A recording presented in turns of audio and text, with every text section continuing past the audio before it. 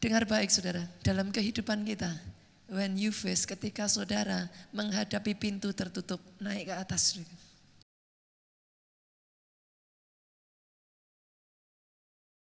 I know the presence of God is just so strong. Saya tahu ada pengurapan Tuhan yang begitu kuat di tempat ini, saudaraku. Hari ini saya akan menyampaikan satu firman Tuhan. Suara saya agak seksi, saudara. Saya akan menyampaikan satu firman Tuhan, saudaraku. Ketika saudara berbicara tentang yang namanya anointing for dominion, yang satu ini saudara nggak pernah bisa lewatkan. Tanpa ada yang satu ini, saudaraku, you're not gonna be able to get there. Itu yang saya sebut sebagai prayer and fasting. Doa puasa, Pak. Doa puasa.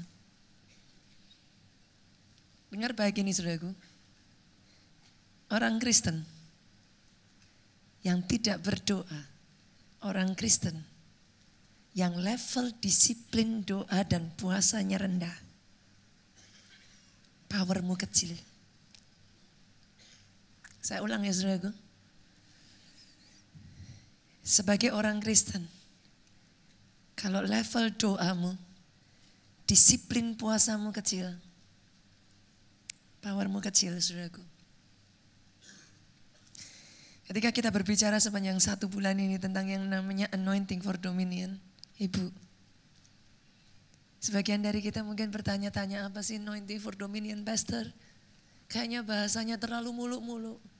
Sesederhana ini, Pak. Have you ever been in your condition dalam hidup saudara? Seperti saya, Pak. Ada waktu-waktu dalam kehidupan saya yang saya bisa berkata,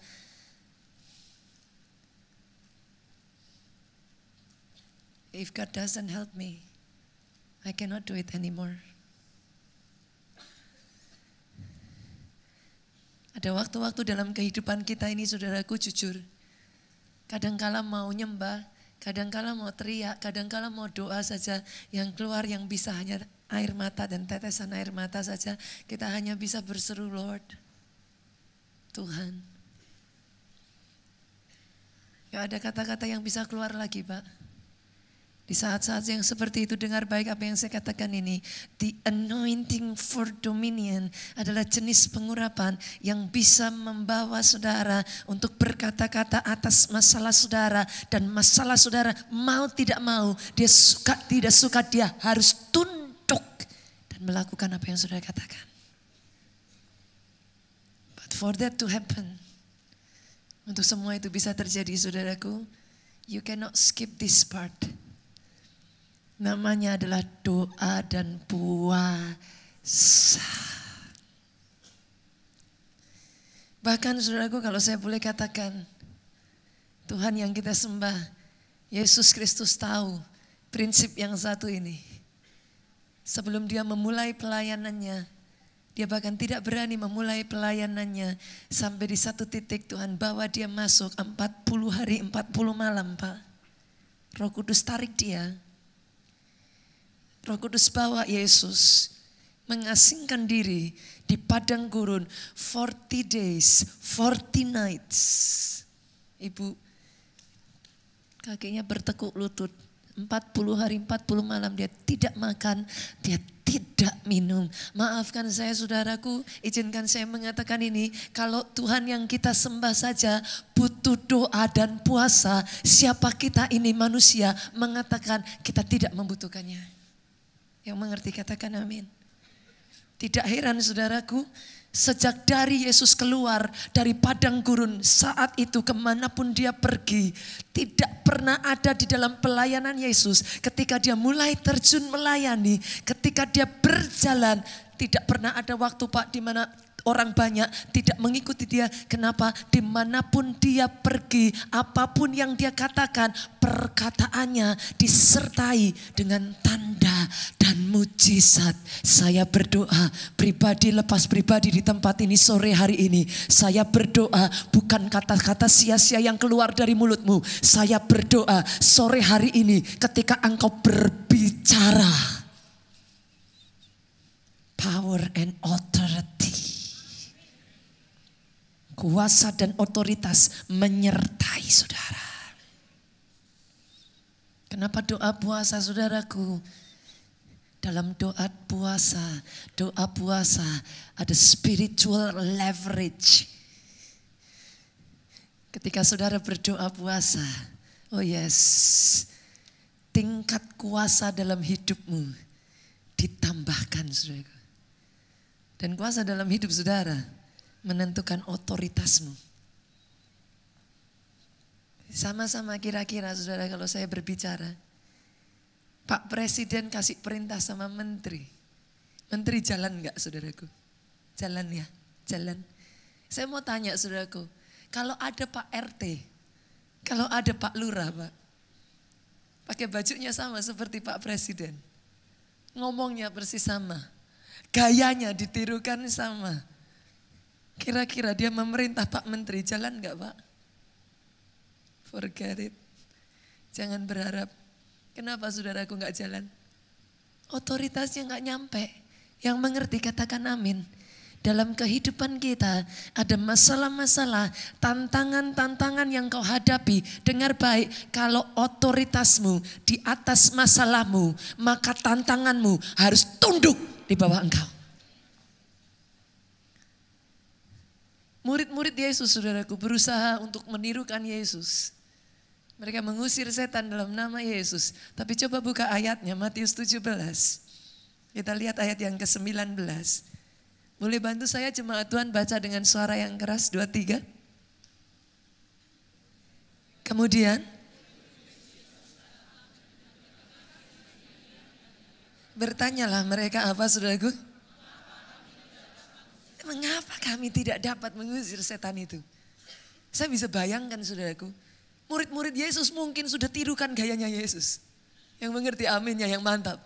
Murid-murid Yesus mungkin sudah tirukan intonasinya. Yet nothing happen. Nothing happen.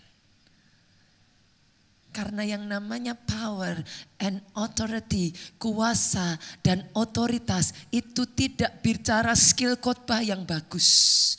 Power and authority tidak bicara seberapa hebat kemampuan yang kau miliki. Tidak berbicara tentang strategi yang luar biasa. Power dan otoritas saudaraku sesederhana seberapa dekat engkau dengan sumber kuasa.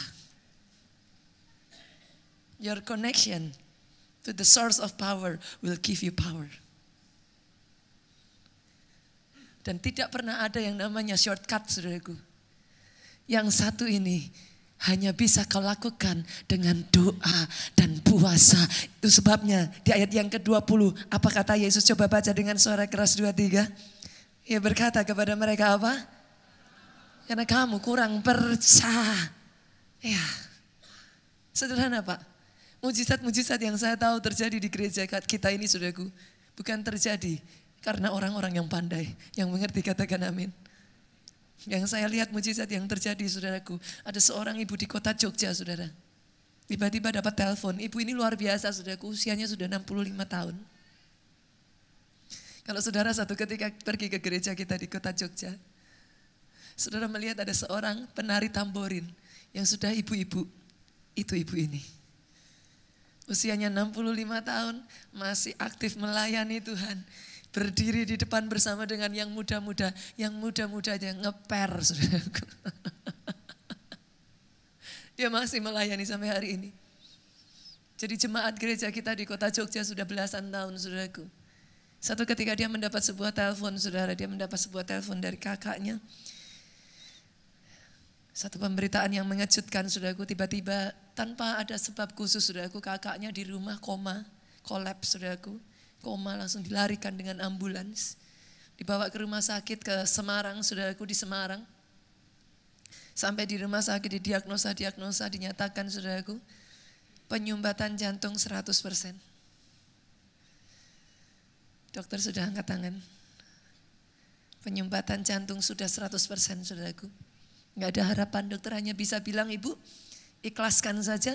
Panggil keluarga datang, semuanya dipanggil datang karena sudah gak ada pengharapan. Kami tidak bisa melakukan apa-apa lagi. Operasi apapun sudah percuma. Penyumbatan sudah 100%. Posisi bapak ini koma, Mau dibawa ke Singapura, mau dibawa kemanapun sudah percuma karena kondisi sudah tidak memungkinkan, saudaraku. Ibu ini dari Jogja berangkat ke Semarang, Roh Kudus berbicara dalam hatinya. Dia ibu biasa, saudaraku. Dia ibu sama seperti saudara yang ada di tempat ini. Dia orang yang sederhana. Tapi Roh Kudus berbicara dengan kuat di telinganya dan dia berkata, puaskah kamu hanya dengan duduk di gereja dan mendengarkan firman di setiap hari Minggu? Ini saatnya kamu jadi pelaku firman. Wah, dia kaget, saudaraku. Tapi dia tahu itu suara Roh Kudus. Suara itu berbicara semakin kencang. Sangat mudah bagi kamu ngomong amin, haleluya, teriak paling kencang. Tapi ini saatnya kau jadi pelaku firman, katanya. Ibu ini merasa, Tuhan, apa yang harus saya lakukan? Kondisi sudah tidak memungkinkan 100% penyumbatan. Iya, kalau saya tumpang tangan berdoa sembuh. Lah kalau bablas gimana, saudaraku? Jujur, saudara, secara manusia ibu ini berkata, dia bersaksi. Saya hanya bisa berkata, Tuhan, kalau engkau yang berkata-kata, bagianku adalah percaya dan melakukannya seperti perkataanmu. Sampai di Semarang, saudaraku. Saudaranya sudah ada di ICCU. Saudara tahu kondisi seperti itu sangat terbatas kunjungan yang bisa orang boleh masuk, saudara. Tapi karena saudara, dia request untuk masuk, diizinkan masuk. Ibu yang sederhana ini, saudaraku, dia hanya tumpangkan tangan. Sudah tidak bergerak, saudara. Tidak ada tanda-tanda memungkinkan untuk bisa bangun kembali. Dia cuma tumpangkan tangan, saudaraku, dan dia berkata, di dalam nama Yesus, apa yang diajarkan firman Tuhan oleh pendetaku di gereja ini yang dia katakan persis, saudaraku. Firman Tuhan berkata, tanda ini akan menyertai orang percaya. Dia tumpang tangan atas si sakit, dan si sakit harus sembuh. Dia tumpangkan tangan, saudaraku. Dia pulang, nothing happen. Hari yang kedua, saudaraku, tiba-tiba dia mendapat sebuah telepon. Dia kaget. Karena dia lihat 024, saudara. Semarang. Deg-degan, saudaraku. Hanya 2 kemungkinan. Bablas atau sembuh. Dia terima telepon. Dia kaget, saudaraku. Dengan suara yang sangat lemah, sekalipun suaranya masih sangat lemah, suara di telepon itu berkata, halo, ini aku. Sekalipun suaranya begitu lemah, saudaraku, tapi dia tahu itu adalah suara kakaknya yang terbaring koma, tidak ada pengharapan. Di hari yang kedua itu, saudaraku, setelah dia tumpangkan tangannya, kakaknya, terlepas dari dokter boleh katakan apapun, di hari yang kedua bangkit kembali, saudaraku. Bangun dari komanya. Kalimat pertama yang dikatakan kepada ibu ini, doamu manjur. Aku diberi kesempatan kedua untuk bangun kembali. Boleh saya dengar tepuk tangan yang jauh lebih meriah lagi buat Raja di atas segala raja. Wow, ibu ini ibu biasa, saudaraku. Kalau kita berbicara mujizat yang terjadi di gereja ini, saudara, saya melihat orang-orang yang sangat sederhana. Ada seorang anak muda, saudaraku. Berbulan-bulan dia sudah keluar dari tempat kerja lamanya, nggak dapat pekerjaan. Datang ke gereja kita, kok ya pas. Datang bulan Januari, firman Tuhan bicara mujizat besar, itu masih oke. Saya tuh kadang suka bercanda sama jemaat, saudara. Datang bulan kedua Februari, firman Tuhan bicaranya kemarin apa yang datang, saudaraku? Apa? Benih profetik. Diajarkan nabur, ngasih persepuluhan, ngasih janji iman. Saya udah geli, saudara. Saya kalau lihat jemaat baru kayak gini, saya udah ketawa aja, saudaraku. Bertahan gak bertahan nih. Yang mengerti, saudaraku, seringkali di gereja itu kalau sudah bicaranya keuangan, tiba-tiba tanduknya keluar semua, saudaraku. Jemaat baru ini, saudaraku, datang bulan Februari dengar firman Tuhan, bicaranya tentang keuangan, saudara. Yang saya kaget, orang sederhana, saudaraku. Yang saya kaget, dia bukan memutuskan keluar dari gereja. Dia justru memutuskan mendekat. Dia cari full timer gereja kita dan dia bertanya, ajarkan saya apa itu persepuluhan. Ajarkan saya bagaimana kalau saya mau menabur benih profetik. Saudara tahu apa yang dia lakukan, saudaraku? Dia belajar, dia mulai memberikan persepuluhan. Enggak berhenti sampai di situ, saudara. Ini saya untungnya, saudaraku, saya enggak ada bersama dengan dia. Dia datang ke gereja, suara Tuhan berbicara keras dalam hatinya. Tabur, Tuhan taruh jumlah tertentu dalam pemikirannya. Tabur, dia ngomong, Tuhan, ini uang terakhir yang aku punya. Setelah itu, kalau aku enggak dapat pekerjaan, habis sudah. I don't have anything anymore. Tahukah saudara suara itu berkata apa, saudaraku? Ini jiwa baru loh, saudaraku. Jiwa baru. Tapi dia duduk seperti saudara. Dan suara itu terus terngiang-ngiang. Tabur. Dia katakan, Tuhan, aku mau belajar taat. Dia pergi ke ATM, saudaraku. Dia buka ATM. Dia masukkan kartu. Berapa banyak dari saudara yang tahu Tuhanmu ngerti berapa isi uang yang ada di rekening saudara? Yang mengerti katakan amin. Jumlah yang disebutkan saudaraku untuk ditabur persis sama dengan jumlah yang tersisa, saudaraku. Itu kalau saya ada di sana, saya langsung ngomong tuh sama orangnya, nak, berhikmat sedikit. Loh, jujur loh saudara, ini bukan nabur dari kelimpahan loh saudara. That's what life. Itu yang terakhir yang tersisa saudara.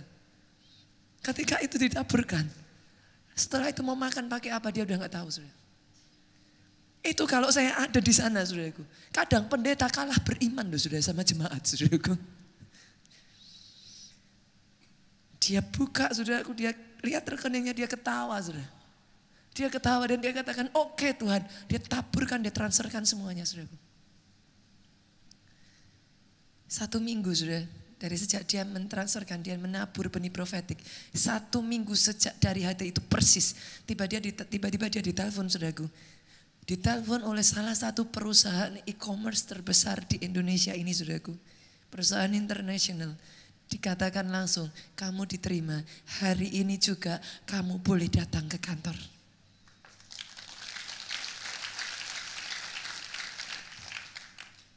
What you can say saudaraku? Kadangkala saudara dalam hidup ini, just believe. Even when you do not understand, just believe. Kenapa saudara percaya? Tahukah saudara, Tuhan yang kau sembah, dia Bapa yang baik, yang rencananya di dalam Yeremia mengatakan tidak ada satupun rancangannya yang adalah rancangan kecelakaan atas hidupmu. Ketika engkau belajar percaya, Roma 8:28, Allah turut bekerja dalam segala perkara mendatangkan kebaikan. Bagi orang yang mengasihi dia. Sekalipun apa yang kau pikirkan yang namanya kebaikan tidak seperti yang kau harapkan, dengar baik. Dalam kasus dari anak muda ini, dia tidak pernah mengerti apalagi yang harus dia makan setelah dia transferkan semuanya. Tapi dengar baik saudaraku, dia tahu. Yang mengerti katakan amin yang paling keras. Ada satu anak muda lagi sama persis saudaraku. Ini banyak jiwa baru saudaraku hari-hari ini. Tuhan kirimkan. Ini juga sama, baru. Masuk gereja kita itu bulan Januari. Sama, dengar khotbah yang sama. Great Miracles. Bulan Februari sekali lagi dengar firman Tuhan. Belajar untuk memberi persepuluhan. Belajar untuk menabur saudaraku. 7 bulan saudara bisa bayangkan. Dia ini seorang makelar properti. Makelar properti Bu, kadang kita bisa dapat banyak, kadang benar-benar gak ada apa-apa. Tapi yang satu ini sudah 7 bulan, dari sejak bulan Mei sampai bulan Desember, 0. Dia berhasil menjual 1 pun saudaraku. 0. Januari datang ke gereja saudaraku, Dia dengar firman Tuhan, bulan Februari awal ditantang untuk belajar memberikan persepuluhan. Kita taat saudara. Saya tuh takjub loh. Bolehkah saya mengapresiasi setiap jemaat keluarga Allah di tempat ini? Saya bangga jemaat keluarga Allah adalah jemaat yang radikal. Jemaat yang menyala-nyala di dalam Tuhan. Dan jemaat yang benar-benar belajar mengikuti tuntunan Tuhan. Tepuk tangannya boleh yang paling meriah buat Yesus Tuhan kita. Dia melangkah saudaraku. Belajar memberikan persepuluhan dengan kondisi yang ada. Tahukah saudara, baru dia melangkah di bulan yang sama Pak, dalam 1 bulan, selama 7 bulan, 0. Di bulan yang sama, sejak dia belajar memberikan persepuluhan, bulan itu juga dia berhasil menjual 24 unit rumah saudaraku. Ini sampai saya tuh sampai baca kesaksiannya tuh saya ulang-ulang lagi saudaraku yang benar. Tapi enggak berhenti sampai di situ saudaraku. Di bulan yang sama dia berhasil menjualkan 27 unit rumah saudara. Di bulan yang sama. Bulan berikutnya enggak berhenti saudaraku, mujizat terjadi. Justru ketika dia belajar untuk menabur janji iman. Tahukah saudara, yang terjadi lebih gila lagi saudaraku. Dalam 1 bulan dia berhasil menjual 72 unit rumah. 7 months, 7 bulan, zero. Dan karena dia berhasil menjualkan 72 unit rumah, perusahaan tempat dia bekerja Pak, sampai geleng-geleng kepala dan dia katakan, diberikan hadiah saudaraku dari pemilik perusahaan itu sebuah sepeda motor saudara.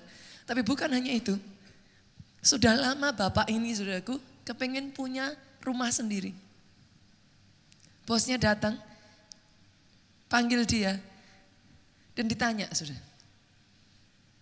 mau punya rumah apa enggak? Kira-kira kalau saudara jadi orang ini apa jawaban saudara? Mau banget gitu saudara. Orang Solo tuh kalau ngomong keluar ininya saudara. Mau banget gitu saudaraku. Bapak ini langsung menjawab, mau Pak. Tahukah saudara, bukan hanya 1 unit sepeda motor. Bosnya mengatakan kamu boleh berhak memilih 1 rumah. Boleh dicicil berapa kali terserah kamu. Setiap bulan mau nyicilnya berapa terserah kamu. 0% bunga saudaraku. Tangannya boleh yang paling meriah buat Yesus Tuhan kita. Dalam hidup ini kadang saudaraku, what you need is to trust in Him. Percaya bahwa Allah yang kau sembah punya jalan dan rencana yang kadang rencananya di luar cara pikir manusia, tapi rancangannya tidak ada satupun yang mendatangkan hal yang buruk dalam hidup saudara. Tapi kadang saudaraku, percaya saja gak cukup. Pernah saudara mengalami dalam kehidupan saudara, saudara sudah lakukan semuanya, you do everything. Percaya sudah pastor, persepuluhan sudah, saya nabur sudah. Semua dari A sampai Z, gereja katakan apapun saya berusaha untuk taat sudah. But nothing happen. Itu yang terjadi dalam diri saya saudaraku. 5-6 tahun yang lalu saudaraku. Sebelum saya pindah ke kota ini saudara, saya mengalami hal yang sama. Kayaknya saya pernah ceritakan kisah ini, saya lupa saudaraku. 5-6 tahun yang lalu saudaraku, kira-kira saudara, sekitar 5-6 tahun yang lalu saya pindah ke Jakarta. Sejak dari 3 tahun, 4 tahun sebelumnya, Pak Obaja itu sudah memanggil saya beserta dengan Pak Jonathan. Pak Obaja sudah sampaikan, Yonatan Nita, tolong pindah Jakarta, urus gereja yang di Jakarta. Saya langsung lihat suami saya langsung ngomong sama suami saya, kalau pindahnya sendiri aja enggak apa-apa, ini pindah sudah bawa pasukan saudaraku. Saat itu saya katakan kepada Pak Obaja, kasih kami waktu berdoa Pak. Karena enggak gampang bagi saya saudaraku. Jogja itu ibarat kata, di sini Bapak Ibu yang sudah punya anak boleh lambaikan tangan. Anak pertama itu ya apa sih saudara di hati? Saudara mengerti maksud saya? Jogja itu bagi saya itu seperti ibaratnya anak pertama saudaraku. Enggak gampang saudara. Enggak gampang, saya tahu. Enggak gampang. Saya hanya katakan waktu itu saya belajar untuk taat kepada pemimpin dan saya katakan kepada Pak Obaja, izinkan kami, kasih kami waktu untuk berdoa. Dan benar saudaraku, Pak Obaja senyum, gak apa-apa, doa aja. 3 tahun berturut-turut saudaraku. Di sini ada gak yang makelar tanah? Boleh lambaikan tangan? Ada. Ada makelar properti di sini? Enggak ada. Kira-kira aja saudara, saya ingin tanya ke saudara. Kalau jual properti Pak, susah masih wajar enggak Pak? Masih wajar ya? Wajar lah ya. Kondisi seperti ini kadang enggak segampang itu juga ya dapat buyer. Kira-kira loh saudara, kalau mau beli properti, ada uangnya, 3 tahun berusaha, susah. Itu wajar apa enggak wajar saudara? 3 tahun gereja di Jogja saudaraku. Jogja itu sudah saking penuhnya saudara. Sampai saya tuh jujur gak enak sekali. Jemaat itu saking, kursi-kursi ini penuh sekali saudaraku. Begitu penuhnya, kadang jemaat itu duduk sampai maaf kata saudara, harus di depan toilet saudara. Karena udah gak cukup. Kami sampai harus bawa kursi dijajar-jajar saudaraku, sampai mencapai ke toilet. Dan jemaat duduk di sana. Kadang saya sebagai hamba Tuhan Bu, saya kalau lewat pas ada di toilet saya mau masuk, saya sampai salami jemaat dan saya katakan Pak maaf ya, sampai harus duduk di depan toilet. Saudara tahu apa jawaban jemaat? Saya itu kadang takjub saudaraku. Mereka hanya mengatakan Pastor, sudah bisa datang di sini menyembah Tuhan saja, kami sudah bersyukur. Kadang kalau saya dengar jawaban seperti itu di hati tambah gak enak lagi saudaraku. Saya tuh sampai ngomong Tuhan ya ampun tempat sudah gak cukup. Kasih kami tempat Tuhan. 3 tahun loh Pak. Kami cari tempat. Bukan cuma mau beli saudaraku. Sewa juga oke. Yang mana aja oke. 3 tahun. Berpuluh-puluh kali. Sudah sampai datang di depan notaris tinggal erek tanda tangan. Ada aja gak tahu gimana caranya cancel saudara. 3 tahun. Semua jalan kami di Jogja ditutup oleh Tuhan saudara. Sampai akhirnya Pak Jonathan, lah mau ya apa lagi saudara, hari Minggu sudah 5 kali ibadah, ini tempat udah gak cukup, ya sudahlah buka ibadah ke-6 hari Sabtu saudaraku. Saudara kalau di Jogja itu ibadahnya 6, hari Sabtu ada ibadah. Kami antar full timer sampai bercandaan, wah ini kalau gak cepat-cepat dikasih Tuhan tempat, ini bisa-bisa Pak Jonathan suruh buka ibadah ke-7 hari Jumat gitu saudaraku. Lama-lama mana hari Minggu, mana hari Jumat, hari Senin, hari Kamis gak tahu gitu saudaraku. Saking tempat gak cukup. Mau gimana lagi? 3 tahun sudah jalan kami ditutup. Di saat yang bersamaan di Jakarta ini, sudah tahu posisi Jakarta itu jemaat masih kecil. Sekitar berarti itu 10 tahun lalu saudaraku. Kita itu posisi masih di Cideng. Di Cideng, di Ruko, itu paling jemaat cuma 100, enggak ada 200 orang aja enggak ada sudah. Tapi enggak tahu gimana, dibuka pintu begitu cepat, bam. Jakarta ini dikasih tanah terus, dikasih tempat terus. Saya sampai geleng-geleng kepala saudaraku. Saya cerita sama Pak Obaja ini gimana Pak? 3 tahun, enggak dapat tempat. Saudara tahu jawaban Pak Obaja apa? Sambil senyum, saudara kenal Pak Obaja kan? Kalau saudara yang sudah kenal Pak Obaja, saudara tahu saudara. Sambil senyum. Dia dengan santainya ngomong, Nita katanya. Mau minta tanda apa lagi? Udah dibilang suruh pindah Jakarta kok. Udah taat aja, pindah. Udah ditutup 3 tahun. Mau ditutup berapa tahun lagi pintunya katanya saudara. Saya sampai ketawa saudara. Waktu-waktu itulah dimana kami berdoa saudara. Sampai saya sampai di satu titik saudara, saya ngomong sama Tuhan begini. Tuhan, oke. Hati saya mantap. Saya ngomong sama Tuhan, saya akan pindah ke Jakarta dengan satu permintaan ini Tuhan. I make a deal with him. Berapa banyak dari saudara yang tahu Tuhan kita Tuhan yang terikat dengan covenant. Dia Tuhan yang paling suka membuat perjanjian saudaraku. I make a deal with him. Saya katakan kepada Tuhan, Tuhan oke, saya pindah ke Jakarta dengan satu catatan. Saya minta kepada Tuhan, when I go to Jakarta, you take care of Jogja. Saya ngomong sambil nangis saudara waktu itu. Saya cuma ngomong sama Tuhan, Tuhan, Jogja Tuhan yang ambil alih. Tuhan urus Jogja. I don't know how. Saya nggak tahu gimana caranya, you just take care of Jogja. Saya pergi ke Jakarta saudaraku. Di Jakarta ini 6 bulan saudaraku. Masih belum ada tanda-tanda Jogja mendapat tempat. Disitulah saudaraku, untuk pertama kalinya saya berteriak kepada Tuhan. Saya bukan marah saudaraku, tapi saya datang di hadapan Tuhan, saya menagih janji Tuhan. Saya katakan, Tuhan, itu posisi saya ada di Jogja saudara. Saya ngomong sama Tuhan, Tuhan, I don't know, I don't care. Sebelum Tuhan berbicara, sebelum saya dengar jawaban dari Tuhan, mau berapa jam, mau berapa hari, saya enggak akan keluar dari kamar ini.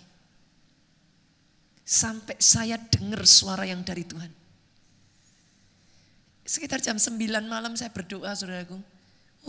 Saya berseru kepada Tuhan, saya berseru kepada Tuhan. Saya hanya bisa nangis saudaraku.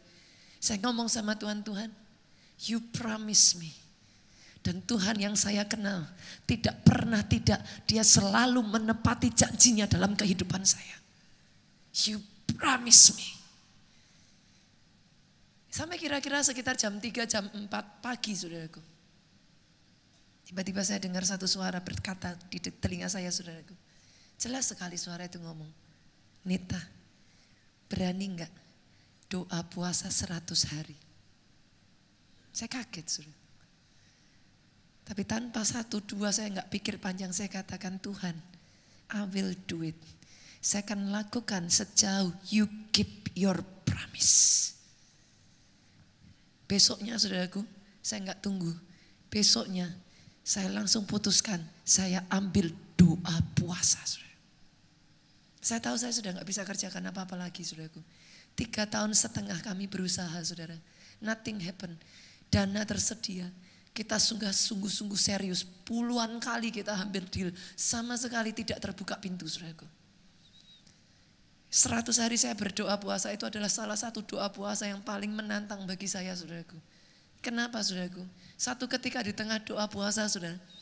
Saya tengah malam tidur saudara. Saya itu seperti kayak mimpi. Mimpi tapi mimpi. Pernah gak sih saudara mimpi tapi mimpinya tuh nyata sekali. Mimpi itu kayak ini mimpi apa mimpi ya gitu. Begitu nyata mimpinya saudaraku. Saya itu ketika dalam mimpi saya lihat satu sosok saudara. Semacam kayak satu sosok gitu bentuknya seperti kayak gabungan antara burung tapi kayak orang tua kayak gimana lah. Intinya ada sosok muncul dari benak saya dalam mimpi saya itu. Saya hanya tengking saudaraku, alam nama Yesus pergi. Saya tahu kayak sosok ini tuh berusaha menyerang saya saudara di mimpi saya itu. Saya katakan pergi. Hilang saudaraku. Saya terbangun seperti kaget saudaraku. Dan mimpi itu seperti kayak kuat sekali di benak saya saudara. Gak berapa lama setelah itu, tiba-tiba Pak Jonathan itu pergi ke Jogja saudaraku. Plafon di kamar kami itu bocor saudara. Hujan bocor. Difoto sama Pak Jonathan dengan tujuan dikasih ke tim suruh memperbaiki. Setelah difoto diambil saudaraku, Pak Jonathan lihat, diperbesar. Pak Jonathan tuh merasa ini gambar kok aneh ya. Saya di Jakarta, dia di Jogja, dia kirimkan fotonya sudah. Dia kirim, begitu dia kirim saya langsung telepon, saya bilang, sayang gak bercanda, ini apa saya bilang. Saya marah sama dia, saya pikir dia nakut-nakuti saya saudaraku. Ini apa saya bilang, gak bercandaan. Bercanda ya bercanda tapi gak keterlaluan saya bilang. Ini foto apa? Saya bilang, yang Pak Jo gak tahu saudara, foto yang dia kirim itu sama persis penampakan yang saya lihat di dalam mimpi saya saudara. Jadi ketika Pak Jo kirim saya foto itu, spontan saya kaget saudara. Kamu gak bercandaan, ini apa saya bilang. Itu ternyata foto dari plafon bocor diperbesar saudara. Munculnya gambar yang saya lihat di mimpi saya saudara. Saya sudah tahu saudaraku, ini peperangan roh. Tapi gak berhenti sampai di situ saudaraku. Saya gantian berangkat ke Jogja. Pokoknya semua itu kalau sudah saya ke Jogja, Pak Jo pulang dari Jogja, sesuatu terjadi saudara. Saya pulang dari Jogja, saya balik saudara. Kali ini bukan plafon lagi, saya balik ke rumah saya di Jogja. Pantry rumah itu kan biasa dari kayak semacam marmer, saudara tahu ya. Marmer itu kalau ketumpahan, cairan atau apa, kopi lah, kecap apa, itu bekas saudaraku. Nah saya berpikir ya sesederhana itu saja. Yang saya heran saudaraku, kok saya lihat-lihat ini tumpahan Saya ambil fotonya Pak Jo, saya deketin, saya panggil Pak Jo. Sayang, sama. Jadi bukan hanya di plafon rumah saya, pindah ke pantry saya, saudaraku.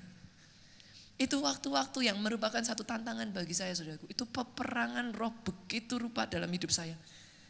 Enggak jarang, saudaraku, malam hari gitu tiba-tiba saya bisa lihat satu sosok. Saya tahu saya sedang diserang, saudaraku. Rumah kami di Jogja itu sering kami datang, enggak pernah sebelumnya seperti itu. Masuk rumah, saudara, baunya udah kemenyan, saudara. Baru masuk enggak apa-apa, saudaraku, cuman masuk aja, saudaraku. Ini di sini sudah bulu kuduk berdiri semua. Saya sampai bilang, kurang ajar, pergi kamu, ini rumah saya bilang, saudaraku. Itu peperangan begitu rupa, saudaraku. Setiap saya pulang dari Jogja, pasti sesuatu terjadi. Pak Jo pergi ke Jogja, pasti sesuatu terjadi. Dan itu terus berlangsung, saudara.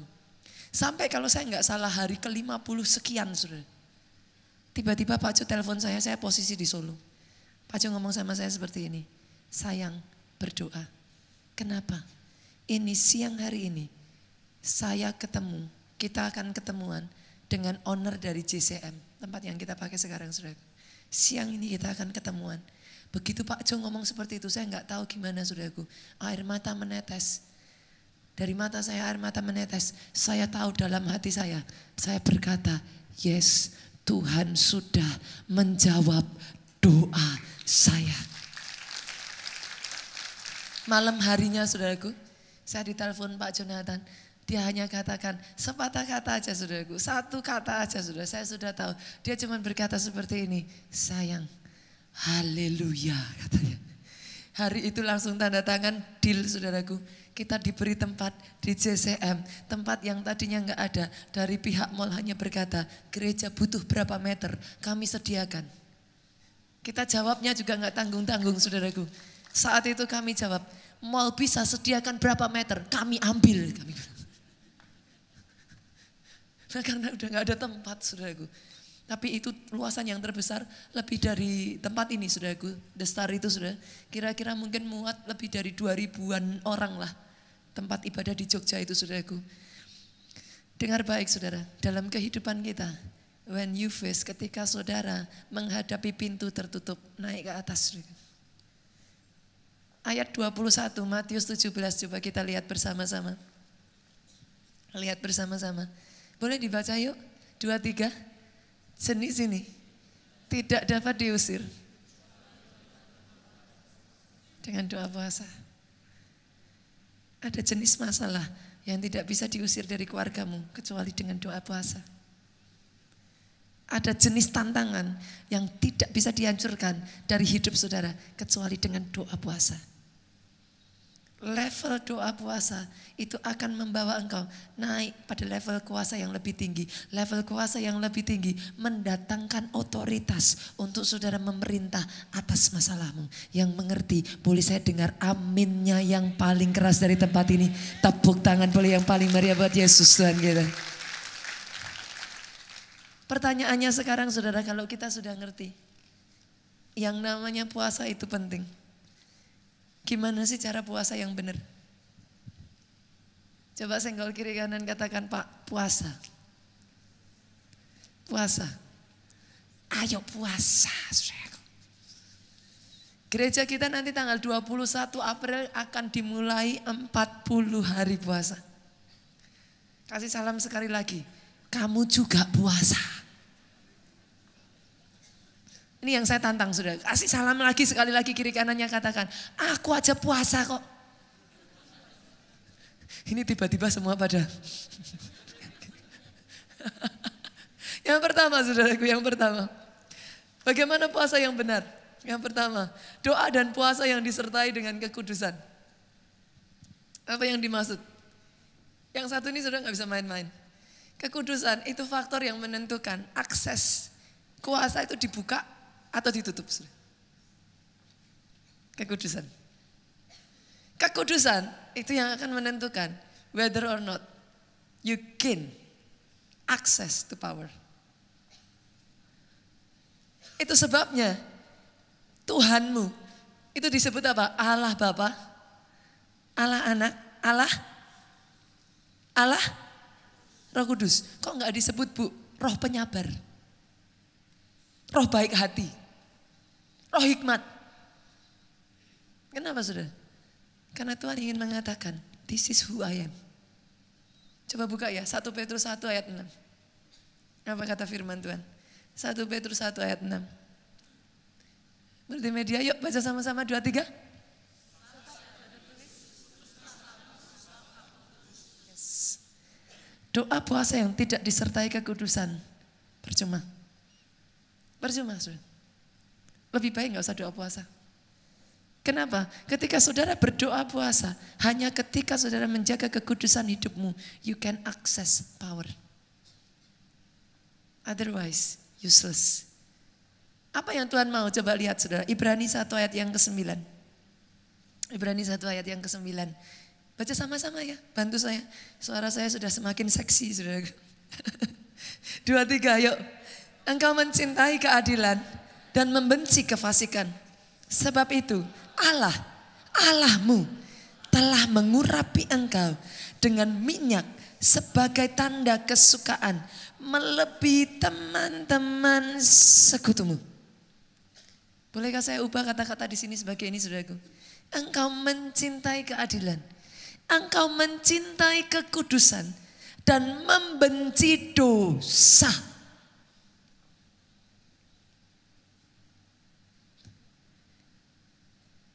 Tidak melakukan, tidak berbuat dosa itu tidak sama dengan benci dosa. Orang tidak berbuat dosa bisa jadi satu, nggak ada kesempatan. Yang mengerti katakan amin. Loh, bisa jadi loh saudaraku, nggak berbuat dosa memangnya karena nggak mau. Lah bisa jadi karena belum ada kesempatannya aja. Bisa ya, bisa. Orang nggak berbuat dosa bisa jadi nggak berani. Yang mengerti katakan amin. Orang nggak berbuat dosa bisa jadi sudah kena batunya, jadi malas ngulang lagi. Tapi orang yang benci dosa itu beda. Halo, halo. Kalau kau benci dosa itu bukan bicara perbuatan. Benci dosa itu bicara hati. Dari dalam dirimu engkau memutuskan tidak akan berbuat dosa. Ketika dosa itu ada di depan matamu, karena engkau benci dosa, ya sudah di depan matamu, enggak kau ambil. Yang mengerti katakan amin. Yang pertama saudaraku dengar baik, benci dosa, cintai kekudusan. Orang yang seperti ini, Alkitab berkata dalam hidupnya minyak pengurapan Tuhan itu turun. Anointing for dominion turun. Anointing ini yang akan membuat saudara naik di atas orang yang ada di kiri kanan. Tuhan berkenan, Tuhan angkat hidup saudara. Kalau sudah bicara yang satu ini saudaraku, nggak bisa ditipu saudara. Ini bicaranya udah bukan lagi saudara pakai akal, saudara mau strategi, saudara mau gimana-gimana. No. Either you have it, you don't have it. That's it. Hanya bisa didapat dengan kau jaga kekudusan. Yang pertama, doa puasa. Kalau saudara mau gain access to power, gak bisa enggak. Jaga kekudusan hidupmu. Kekudusan berbicara tentang apa saudaraku? Dengar, saudara di tempat ini, saudara yang masih ngerokok. Sebagai hamba Tuhan, saya harus berkata saudaraku, tinggalkan rokok. Buang rokok. Pastor, kok nabrak? Kok senggol? Enggak senggol, saya selalu mengatakan saudaraku, nabrak saudara. Beneran saya tabrak. Kenapa? Kenapa saya katakan seperti itu? Coba dengar baik-baik saudara. Pemerintah aja mengizinkan untuk menjual rokok. Depannya tuh tulisannya apa? Halo? Ditulisin apa saudaraku di situ? Aman untuk kesehatan gitu. Tulisannya apa? Toko-toko kalau jual rokok tulisannya apa saudaraku? Membunuhmu. Loh, pertanyaan saya saudaraku, kadang tuh orang Indonesia tuh aneh ya saudara. Saya tuh kadang bertanya-tanya loh, itu bisa dibaca enggak sih saudara? Hah? Loh, gambarannya aja coba saudara lihat. Gambaran rokok itu depannya apa saudara? Saya ada ngeri loh saudaraku. Dikasih gambaran apa sih? Orang terkena kanker, apa itu namanya? tenggorokan, kanker paru-paru. Kita aja ngelihat gambarnya ngeri kok. Pemerintah aja jualnya ditulisin membunuhmu.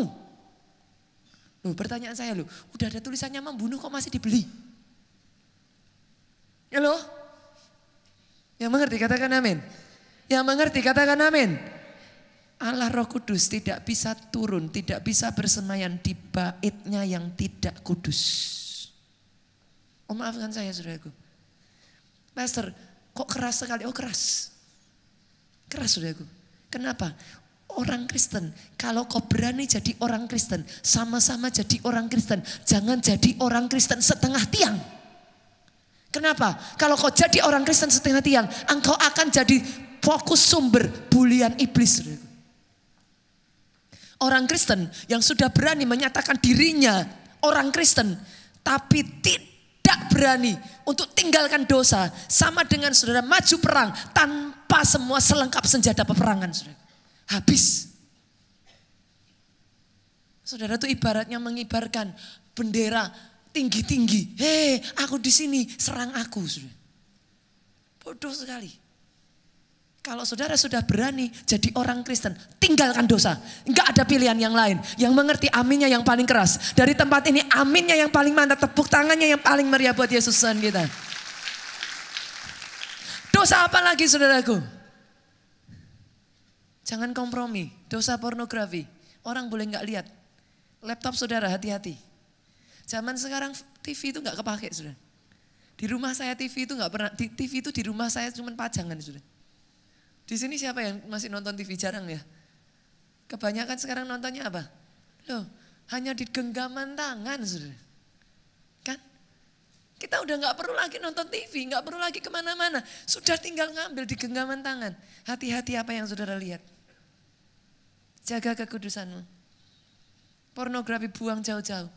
Yang berikutnya lagi apa? Pastor, saya enggak kok yang begituan. Saya enggak rokok, saya enggak narkoba, saya enggak pornografi. Oke, that's good, saudaraku. Dengar baik-baik yang satu ini. Jangan simpan kebencian.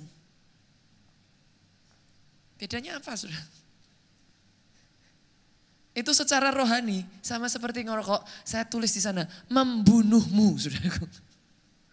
Yang mengerti katakan amin. Jangan simpan sakit hati. Jangan simpan akar pahit. Jangan simpan dendam saudaraku.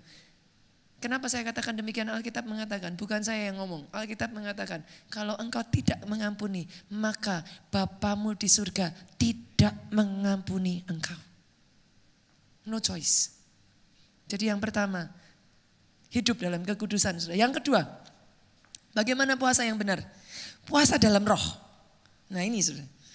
Ternyata puasa itu ada dua jenis. Puasa jasmani dan puasa dalam roh. Puasa jasmani itu gimana saudaraku? Puasa nahan lapar. Puasa enggak makan. Tapi dengar baik-baik saudara. Puasa yang tidak disertai doa sama dengan diet. Oke?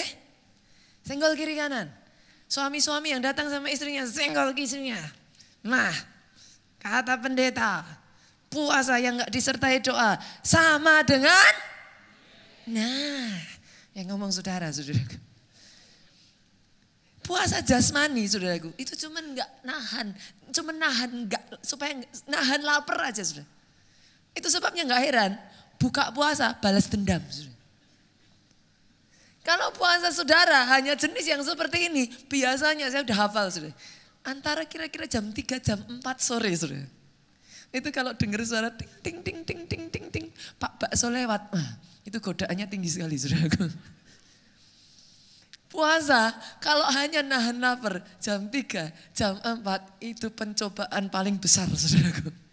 Itu waktu-waktu krusial, itu waktu-waktu di mana saudara akan berkata, kayaknya Tuhan tahu hatiku, kayak gitu saudaraku. Yang penting kan udah berusaha, gitu saudaraku. Kalau puasa saudara hanya nahan tidak lapar, ini pun kalau dilakukan dengan benar saudara. Loh, dunia medis mengatakan saudara, puasa itu baik loh. Betul ya? Ketika puasa dilakukan dengan benar, loh itu mendatangkan kebaikan, itu detoksifikasi saudara, tubuh. Dan itu baik. Asal dilakukan dengan apa Bu? Benar. Lah masalahnya, orang sekarang tuh kadang saya kalau lihat jemaat puasa tuh ya ngeri loh saudara. Kalau habis makan saudara, habis buka puasa ya saudaraku, ngulek sambal 10 biji saudara. Masak Indomie, makan sabe barengan Indomie. Nah itu apa enggak ini saudara. Makanya lakukan dengan benar. Jasmaninya aja harus benar saudaraku. Tapi puasa dalam roh yang membedakan seperti ini saudara. Puasa dalam roh, saudara tekan yang jasmani. Segala sesuatu yang rohani kau tingkatkan. Tambah jam doanya. Tambah jam baca firmannya. Banyak-banyak bahasa roh. Itu baru puasa yang benar. Jangan puasa, cuma nahan gak makan. Habis itu doanya gak ada, malah jam nontonnya ditambah saudara. Bahkan saya tantang saudara. Kalau puasa saudara benar, saya tantang yang satu ini. Saudara coba. Pada saat saudara puasa, bukan cuma nahan lapar saudara. Tekan lapar. Maksudnya yang jasmaninya ini ditekan, dikecilkan saudaraku. Setelah itu saya tantang tambahan. Bukan cuma gak makan. Coba saudara pantang hal-hal yang saudara suka. Apa yang saudara suka? Terserah. Itu sangat bagus sekali. Saudara di sini zaman sekarang tuh kalau nonton sukanya nonton apa? Kayaknya telenovelnya udah ketinggalan zaman ya. Udah gak ada telenovel. Sekarang sukanya nonton film Korea. Nah, coba kalau saudara puasa, tantang diri saudara sendiri. Biasanya sehari kalau nonton film Korea 2 jam, 3 jam, 4 jam, 5 jam, 6 jam, 7 jam. Kalau gak ikut besok kerja, gak ditutup itu saudara. Saya tantang saudara, saya tantang. Sambil puasa saudara nahan lapar. Saudara makin banyak waktu berdoa. Mulai pangkas waktu jam nonton. Saya dulu pernah saudara, Dasar saya orangnya suka shopping saudara. Saya pernah satu ketika saudaraku. Tuhan tuh tantang gak susah-susah saudara. Loh tiap orang kan beda-beda saudaraku. Tiap orang beda-beda. Tuhan tantangnya itu gak susah-susah. Saya disuruh puasa, tapi Tuhan ngomong 1 bulan gak boleh shopping sama sekali. Loh bagi orang yang gak doyan shopping, bapak-bapak kayak suami saya gitu saudaraku. Tuhan bicara gak boleh shopping, haleluya saudaraku. Suami saya itu kalau diajak shopping paling gak enak saudaraku. Kalau diajak shopping Pak Jonathan itu ya saudaraku, dia itu baik sekali saudara, sangat sayang. Setiap kali saya mau pergi, dia selalu katakan udah sini, ditemenin saudara. Tapi justru karena ditemenin saya jadi sungkan beli saudaraku. Jadi kalau bawa Pak Jonathan saudaraku, shopping itu bukannya ditemenin saya merasa tenang sudah. Ditemenin. Lah karena setiap ditanya ini sama ini bagus mana? Gak ada yang bagus dua-duanya katanya saudaraku. Langsung nafsu shoppingnya hilang sudah. Layang saudaraku. Tiap orang saudara, Tuhan itu tahu yang terdalam. Bagi saudara yang mana? Yang mana? Sebagian dari saudara puasa ngomong kata-kata sia-sia. Halo. Ketika saudara gak makan, bukan cuma ditambah jam doanya, nih hati-hati nih. Hati-hati. Dikit-dikit ngomong-ngomongnya langsung, dikit-dikit keluar, dikit-dikit kebun binatang, dikit-dikit apa segala macam sudah. Puasa ngomong sia-sia. Saya tantang sudah. Kalau saudara lakukan yang satu ini, saya jamin. Sebagian banyak dari antara jemaat Tuhan tanya sama saya seperti ini, Pastor, gimana sih cara dengar suara Tuhan? Saudara tahu, mau tahu cara cepat dengar suara Tuhan? Oh gampang sudah. Gampang, saya kasih jalan. Puasa 40 hari. Jangan nonton TV. Jangan yang lain-lain yang gak berguna saudaraku. 40 hari puasanya sampai jam 6 sore. Tekan banyakin doanya. Banyakin baca firmannya. Banyakin bahasa roh. Nanti kalau selesai 40 hari saudara belum bisa dengar suara Tuhan, datang ke saya saudara. Loh beneran? Beneran. Karena ketika saudara sungguh-sungguh ditutup semua yang ini. Dengar suara Tuhan itu sama seperti saudara dengar suara orang yang sudah dekat dengan saudara kok. Kalau yang saudara isi terus, saya tanya, di sini ada yang udah punya pasangan belum? Yang belum, maksudnya belum menikah, udah punya pacar, boleh lambaikan tangan. Oke. Saya tanya, yang punya pacar Sarah, saya tanya, kalau Indra telepon, kamu ngerti nggak itu Indra? Yakin? Kamu yakin suaranya itu Indra? Bukan suaranya misalkan Pak Jeffrey. Bukan suaranya siapa lagi di sini? Mungkin siapa saudaraku? Pak Chandra gitu. Kok kamu bisa tahu kalau itu Indra? Karena setiap saat, setiap hari, setiap waktu dengar suaranya terus Pak. Gimana mungkin gak kenal suaranya? Yang mengerti katakan amin.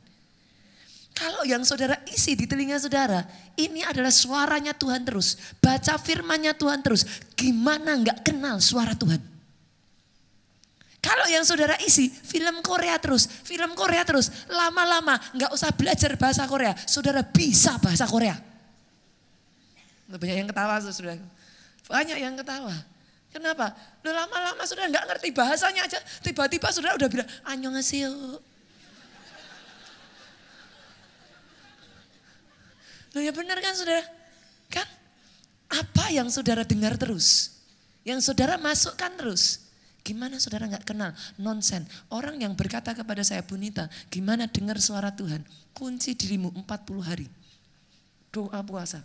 Jangan dengar yang lain-lain. Matikan televisimu, matikan laptopmu. Handphonemu jangan dipakai untuk nonton segala macamnya. Fokuskan pada Tuhan. Baca firman terus. Kalau saudara gak bisa dengar suara Tuhan, datang ke saya. Yang mengerti katakan amin. Yang mengerti katakan amin. Jadi dengar suara Tuhan itu bukan bisa, tidak bisa. Dengar suara Tuhan mau atau tidak mau. Kunci mati kan sekarang saudaraku. Saya nggak kiri kanan. Tuh kan mau atau nggak mau. Asal saudara mau lakukan itu nggak mungkin saudara nggak bisa dengar suara Tuhan. Nonsen. Yang kedua puasa yang benar saudaraku. Berpuasa dalam roh. Bukan hanya jasmani. Yang ketiga, yang terakhir, pemain musik boleh maju ke depan. Yang ketiga, yang terakhir. Latih diri untuk meningkatkan disiplin doa puasa. 1 Timotius 4 ayat 8 yuk. Baca yuk sama-sama. Ini mujizat loh saudaraku, saya bisa khotbah. Beneran. Tadi siang saya meeting dengan tim Kids Impact. Suara saya udah gak keluar saudara. Jadi saya tahu hari ini kalau saya bisa berkhotbah seperti ini. Dengan suara seperti ini. Tuhan sungguh-sungguh luar biasa saudaraku. Kita beri tepuk tangan buat Yesus Tuhan kita. 1 Timotius 4 ayat 8 yuk. Dibaca sama-sama yuk. Suaranya yang paling keras. 2, 3. Terbatas gunanya. Tapi ibadah itu berguna dalam segala hal. Kenapa? Mengandung janji baik untuk hidup ini maupun untuk hidup yang akan datang. Saya tanya, orang olahraga sama enggak olahraga, saudara bisa bedain enggak? Bisa bedain ya saudaraku ya. Olahraga dengan gak olahraga. Yang olahraga itu biasanya saudaraku jelas, kelihatan. Saudara pegang aja saudaraku. Lengannya ini saudara pegang. Gak mungkin gak, pasti kencang saudara. Bentar ya. Kalau gak olahraga, gampang saudara. Gampang sekali. Coba cek kalau gak olahraga. Tadi siang saudaraku saya ngomong, siapa di sini yang gak pernah olahraga? Langsung bapak-bapak perutnya ditarik. Kelihatan saudaraku, itu ya, kelihatan gak bisa ditipu saudaraku. Kalau kita tubuh aja kenal olahraga Pak, dirimu, kita ini adalah roh yang punya jiwa tinggal dalam tubuh. Saya tanya, kura-kura itu cangkangnya atau dalamnya? Saya tanya saudara, yang mana kura-kura? Cangkangnya atau dalamnya? Saudara itu rohmu atau tubuh? Kalau engkau adalah rohmu, kenapa yang dilatih tubuhmu terus? Tubuh kenal olahraga, roh kenal yang namanya olah roh. Loh, maksudnya gimana Pastor? Saya tanya di sini yang punya anak kecil boleh lambaikan tangan? Anak umur di bawah 3 tahun, nah Felicia aja. Bu Feli ini kira-kira Bu, kalau punya anak nih, umur udah 2 tahun, udah 3 tahun, maunya makan bubur terus, maunya makan pisang dipenyet-penyet terus, nggak mau makan nasi, dimarahin nggak? Marahin ya? Kalau punya anak 3 tahun Bu, nggak bisa makan nasi, nggak bisa makan keras, bisanya cuma minum susu terus, dimarahin nggak? Dimarahin ya saudaraku ya? Orang Kristen, bayi rohani, doa 1 menit, 3 kali sehari pas makan, plus doa mau tidur, wajar nggak saudara? Masih wajar lah, boleh lah. Sudah Kristen 5 tahun. Halo? Disuruh pendetanya doa. Jangan saya pastor, jangan saya. Saya gak bisa doa pastor. Itu wajar. Coba senggol kiri kanan, itu mujizat. Saudara kalau punya anak, umur setahun aja belum mau makan nasi yang keras. Kita berusaha perjuangkan kok. Yang mengerti katakan amin. Kita berusaha latih dia supaya bisa makan makanan keras. Kenapa? Kalau makanan yang dimakan lunak terus, giginya gak akan bisa tumbuh dengan baik. Ini ada dokter gigi tadi nih. Nah, ada Gaby.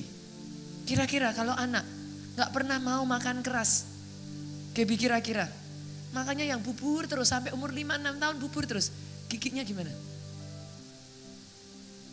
Yang terjadi saudaraku, kalau enggak giginya lubang, itu gigi tumbuh dulu. Gigi susu dengan gigi permanen, yang permanen udah tumbuh, yang gigi susunya belum lepas.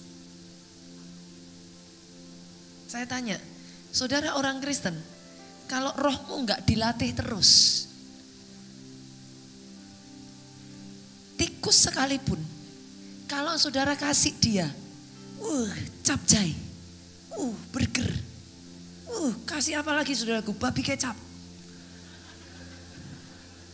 Saudara kasih aja semuanya saudaraku. Hai som, apalagi saudara, kasih capo saudara. Tikus sekalipun, kalau saudara perlakukan seperti itu dengan kucing yang saudara nggak pernah kasih makan, tikus lawan kucing menang tikus saudara. Saudara mengerti yang saya maksudkan? Dirimu bukan tubuhmu. Tubuhmu ini satu hari nanti akan dikubur dari tanah kembali kepada tanah. Dirimu adalah rohmu. Dan rohmu Alkitab berkata berasal dari atas. Satu hari nanti pulang kampung halaman. Kalau kau gak pernah latih rohmu saudaraku, tidak heran. Dalam kehidupanmu, engkau jadi orang Kristen, tapi sedikit-dikit masalah datang, engkau hanya bisa angkat bendera setengah tiang dan kau berkata menyerah. Kenapa? Kau gak pernah latih rohmu. Sederhana, jiwa baru oke lah boleh. Sehari doa 3 kali sehari, 1 menit, oke silahkan. Tapi setelah saudara setengah tahun jadi orang Kristen, 1 tahun, naikin dong. Dari 1 menit jadi 5 menit. 5 menit jadi 10 menit bu. 10 menit setengah jam bu. Setengah jam jadi 1 jam. 1 jam sudah bisa 2 jam. Kenapa? Karena pertumbuhan jasmani terbatas. Pertumbuhan roh unlimited. Unlimited. Roh gak kenal pak. Misalkan pak, kira-kira pak, anak bapak umur sudah 27 tahun. Tambah tinggi terus, bahaya gak pak? Nah ini masuk ke sini gak bisa saudaraku. Gak bisa. Kita, tubuh kita umur 18 udah selesai. 18 sampai 21 tahun sudah selesai. Ya udah setinggi-tinggi itu aja. Saudara mau operasi wajah, hidung ditambah mancung bisa saudara. Mata tambah belok bisa, bibir tambah monyong bisa saudara. Tapi operasi tinggi badan gimana caranya saudara? Gak ada. Jasmani terbatas. Kita punya limit bu. Tapi rohmu unlimited. Kalau kau latih rohmu, ngadepin masalah saudaraku, doa 1 jam, doa 2 jam, doa 3 jam, puasa, disiplin baca firman, disiplin terus. Tikus sekalipun, kalau kau beri dia makanan-makanan yang bergizi, kucing pun kalah. Saudara bukan hanya tikus, saudara ini tahukah saudara, engkau ini singa dari Yehuda, yang ada di dalammu, singa dari Yehuda. Itu yang ada di dalammu. Dikasih makan enggak saudara? Dikuatkan enggak? Diolahragakan enggak rohmu? Kalau enggak, saudara hanya jadi orang Kristen yang terus menangis, tunduk di bawah masalahmu. Hari ini saya tantang saudaraku, disiplin doa, puasa, mulai tantang diri saudara, latih diri saudara, jangan jadi kerdil. Manusia rohmu harus jadi giant. Harus jadi raksasa. Trample on your problem. Bukan waktunya lagi saudara nangis-nangis. Bukan waktunya lagi saudara hanya merenungi terus berkutat dengan masalah pribadimu nomor. Ini masalah waktu di mana saudara mulai bangkit saudaraku. Dengar firman Tuhan berkata, bangkitlah sebab terang Tuhan terbit atasmu. Doa saya 2019 ini, the year of great miracle, bukan hanya jadi atas hidupmu, tapi melalui hidupmu engkau membawa mujizat demi mujizat demi mujizat, menjadi pembuat mujizat.